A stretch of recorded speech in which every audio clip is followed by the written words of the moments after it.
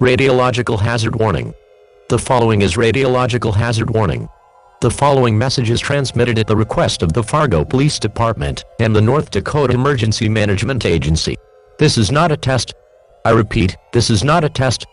At approximately 1:32 p.m. Eastern Daylight Time, several eyewitnesses have reported an airplane in skies of the city of Fargo dropping radioactive materials. These radioactive materials are extremely dangerous and should not be approached.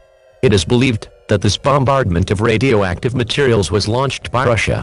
This is a very dangerous situation and should be taken seriously. All residents of the city of Fargo are advised to evacuate immediately. When you evacuate, tie a white towel or cloth to a visible part of your home to notify your civil authorities that you have evacuated. Gather plenty of food, water, clothing, medical supplies, and a battery-powered radio. Evacuate the area in a calm manner. Do not panic, as it will only make the current situation worse. Evacuate now. I repeat, evacuate now. Stay tuned for further updates on this very catastrophic situation.